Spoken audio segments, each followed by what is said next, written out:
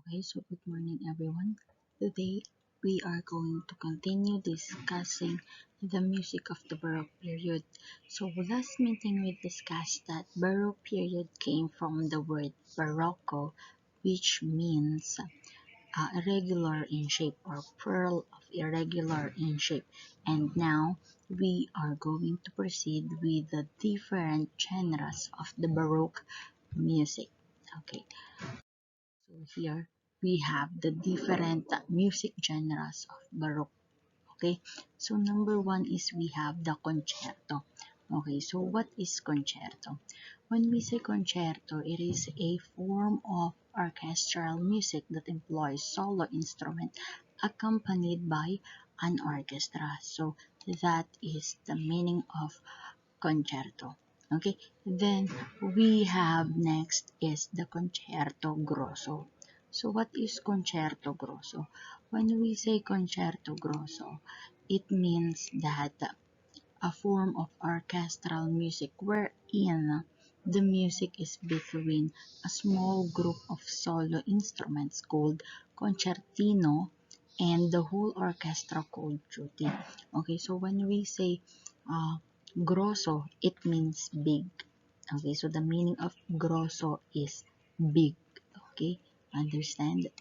Okay, so as I've said, concerto grosso. Grosso meaning a big group. Okay, so in the early part of the 17th century, okay, so the term was used to refer many types of music, and it included vocal and instrumental music. But then during the late 17th century, the composers began to limit the term concerto to instrumental and song pieces that is involved in the interplay of two groups within written for one solo instruments with the orchestra.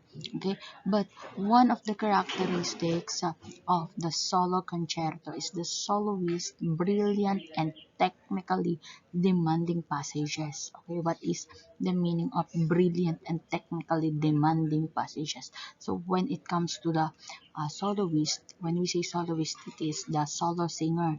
Okay, so the singer there is singing brightly and doing something or adding some notes that is not in the music score. Okay, and then the soloist is accompanied by the larger group of musicians that is called Repieno. Okay, so the concerto grosso, on the other hand, consists of a group of multiple soloists called the concertino together with the accompanying ripieno. When we say ripieno, it is the group of musicians. So Johann Sebastian Bach's sixth Burden concertos, okay, yun. The Brandenburg concertos are well-known examples of the Baroque concerto grosso.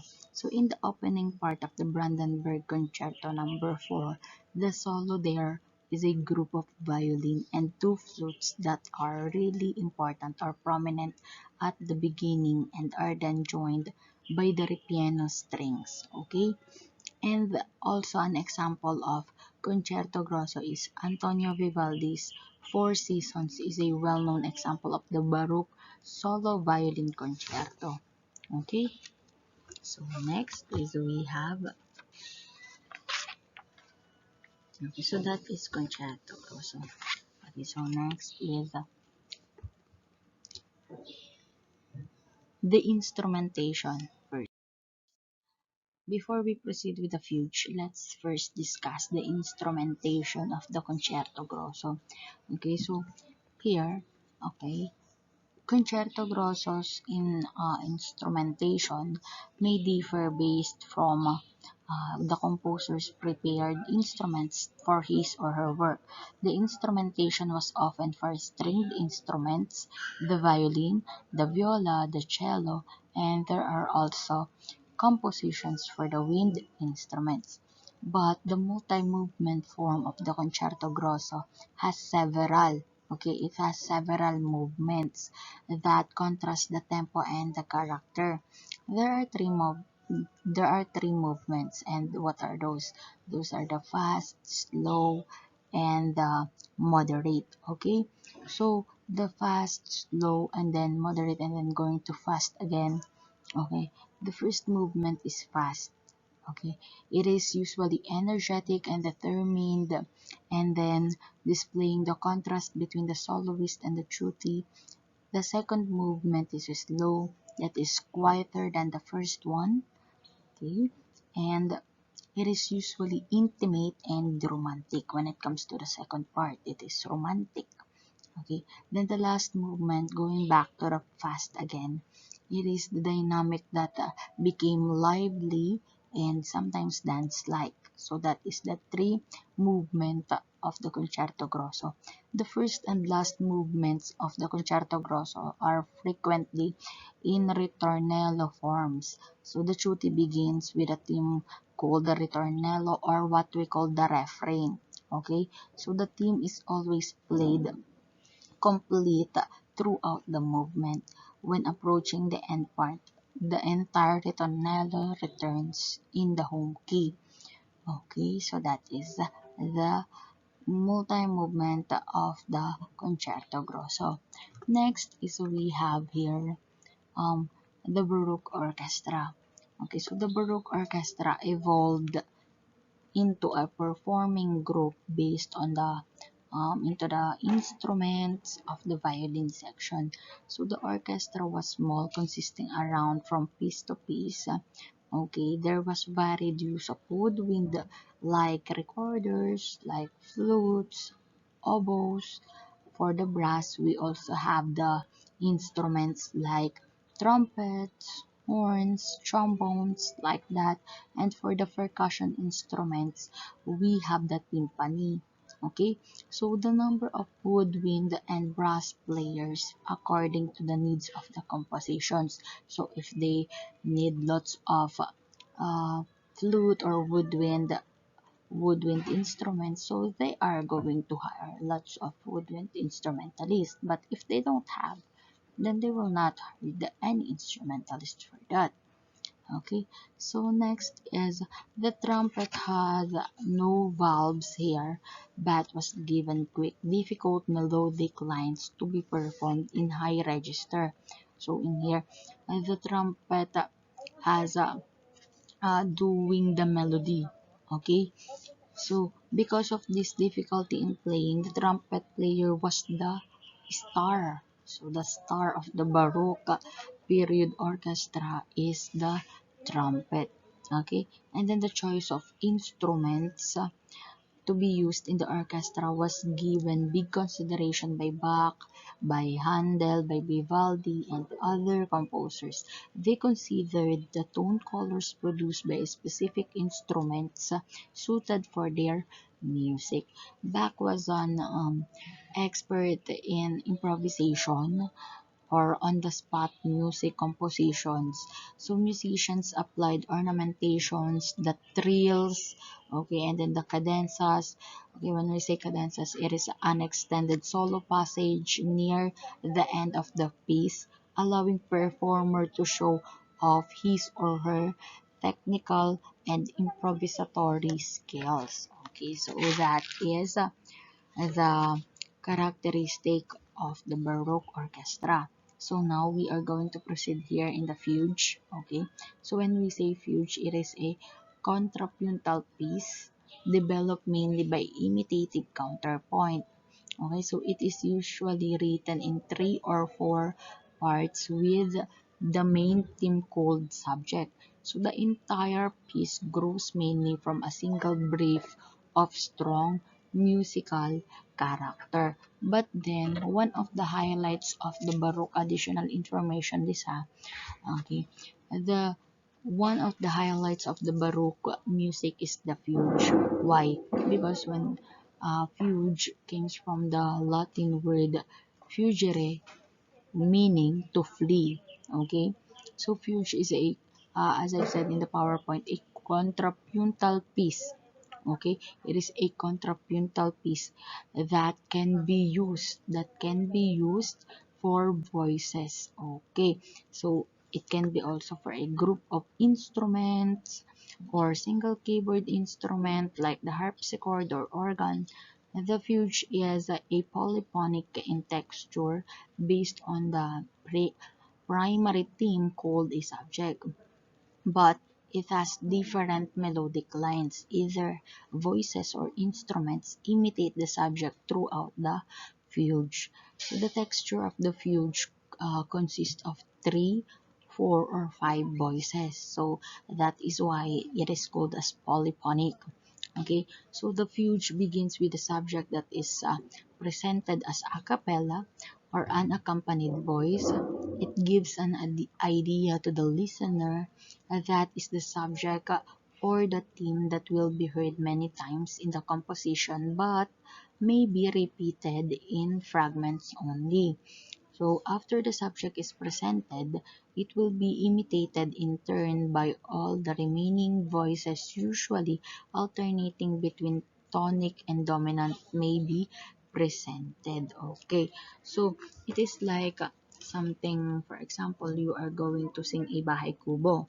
Okay, so you are singing Bahay Kubo kahit munti, like that, and then the second singer will, if you are already in the lyrics of munti, the second singer will going to begin to sing the lyrics also.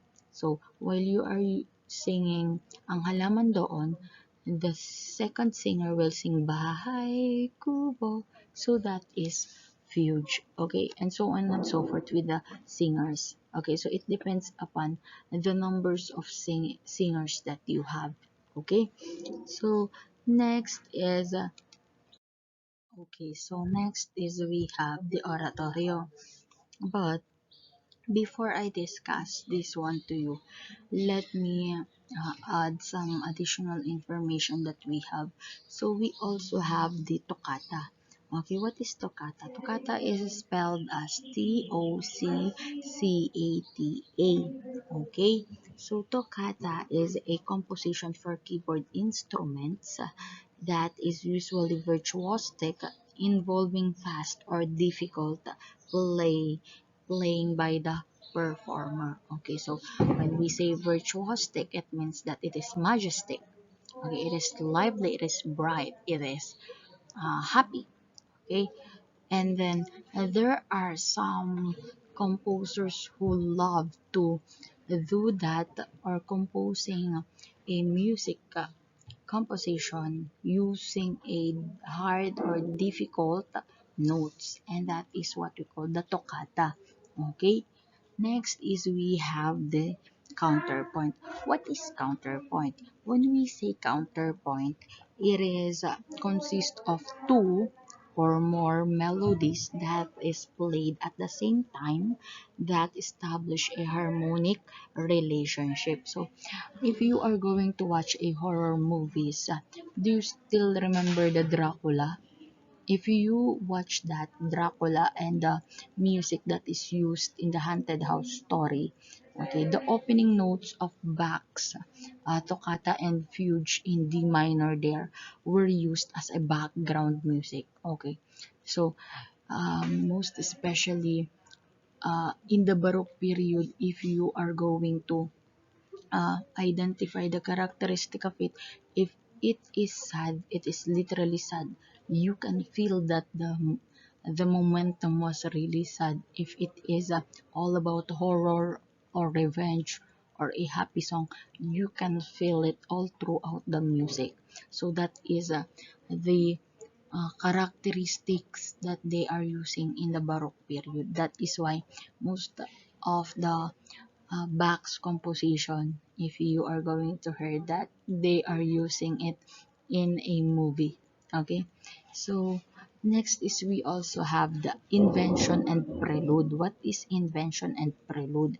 So the invention was the name that was given by Bach to a pieces of small dimensions written in a rather loose fugal imitations, or various various freestyles and forms that is called preludes, okay, that were combined with a contrasting strict fugue.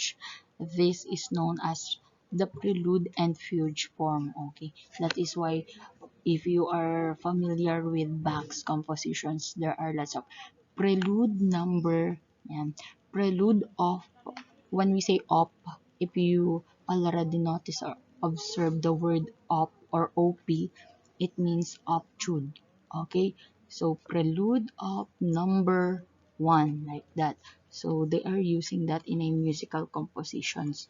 Okay, so next is we have here the oratorio. What is oratorio? It is a large scale of musical compositions for orchestra and voices that incorporates narratives on religious themes. So the name oratorio came after the name of the church room. Oh yeah, it is church room that is called by oratory, where prayers were offered in one of the churches in Rome. So it is a parish priest named that Father Philip Romulo Neri. Okay, by 1515 to 1595 paved the way for the first oratorio. So he was in charge of the children and the youth of the parish when he organized little musical plays with choruses and solos for voice. Okay, and then he divided the musical plays into two acts and gave the sermon in between the acts. Okay, so he brought the people to his service on schedule, and at the same time, he provided moral training for the boys to make the place more exciting. So he used costumes and scenery, but he gave more importance to the music. So that is oratorio. That is why if you are going to hear or heard the word oratorio, it is all about music that is in the church. Okay. Next is we have the choral. Okay, so what is choral? It is a musical compositions that resemble a harmonized version of the hymnal tunes of the Protestant church during the Baroque era. And then another one is we have, I know that you are already familiar with the choral, because when we say choral, it is a group of singers who are usually singing in the church. Okay, so another thing that I just want to add is the cantata. What is cantata? So cantata derived from the Italian word cantare, which means to sing. Okay, so it is similar to the oratorio, except that it is short and it deals from a secular music. Yeah, it is different from the uh, oratorio, because the oratorio is for church music while this cantata is for secular music. Okay, so oftentimes a cantata is written for a small number of performers, and cantata is to the oratorio of the operetta, that is to the opera in terms of seriousness and length of subject. Okay, next is we are going to proceed with the different composers during the Baroque period. So now we have here George Frederick Handel. Okay, so who is George Frederick Handel? Okay, so as you can see, okay, here is George Frederick. Yan. Okay, so he was born, George Frederick Handel was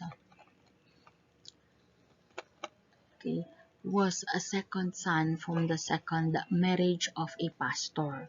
Okay, so despite of his father's opposition, George Frederick Handel secretly taught himself to play harpsichord at the age of 7, and he gained access to a church organ and started to play. And then a duke heard him play, okay, and he insisted on giving him a formal music education under Sachau, an organist of all cathedral, and he studied a counterpoint canon of and fugue. Okay, so Handel is remembered for his operas and oratorios. Handel became the England's favorite composers, and he had given English audiences music yeah, that in a variety of interest, okay, that rivaled anything that could remember. Handel lost both of his eyesight in 1753. Okay, so when he conducted the Oratorio Samson. Okay, so a few in the audience were unaware that he had lost his eyesight. So the Messiah, that is Handel's most famous or most popular creation, and a very well-known Hallelujah chorus, is part of Handel's Messiah. Okay, so here he was very interested in music, but his father was not, and his father wanted him to study law. That is why he secretly learned music, or taught himself how to play a instrument, or an instrument rather. Okay, and then after that, Handel loved the opera, and he went to Italy in order to learn about that. And after that, he was hired as the court composer to a prince in the Germany. Okay, so after he started composing oratorios, he wrote 420 operas, then 29 oratorios, 16 organ concertos, and 120 cantatas. But he died in 1759. Sir Jane! Next is we are going to discuss Johann Sebastian Bach. Okay, so who is Johann Sebastian Bach? Johann Sebastian Bach was born in Germany in 1685, and his father was his first teacher. His brother was a church organist, so he became a very good organist too. And then he went to Lundberg in order to learn more about organ, and he played music in order to get money. Okay, and he was the director of Santo Tomas Church and School. Okay, so if you already know, Johann Sebastian Bach came from a family of musicians. That is the reason why uh, his parents didn't force him to do something aside from playing instruments. It is because they are also a musician.